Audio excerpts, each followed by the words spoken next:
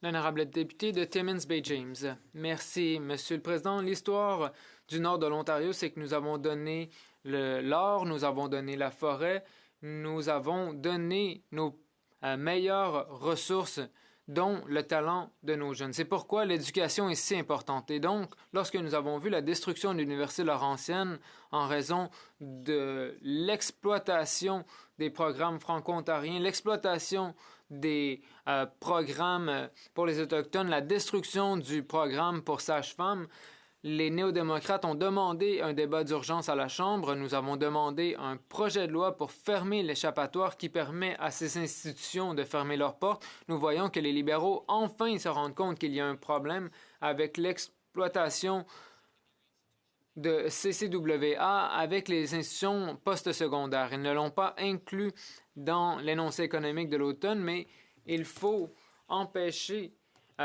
Scott Moe, Doug Ford et les autres premiers ministres d'utiliser ce mécanisme pour s'attaquer aux institutions postsecondaires. Donc, j'aimerais demander à ma collègue, va-t-elle se battre avec les néo-démocrates pour que le modèle de l'Université Laurentienne ne soit jamais reproduit, qu'on ne puisse utiliser la loi sur la protection des créanciers pour privatiser les institutions postsecondaires? L'honorable député de Saanich Gulf Islands. Je remercie le député de Timmins Bay James.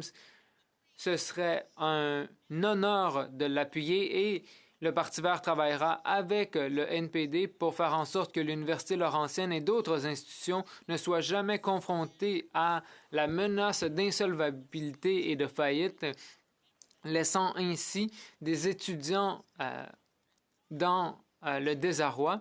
Et finalement, il y a quelque chose dans l'énoncé économique de l'automne pour s'attaquer à ces pratiques rapaces de protection des créanciers. Bon, utilisons le gros bon sens. Revenons également à un sens de dignité. L'honorable député de Kitchener Centre. Merci, Monsieur le Président.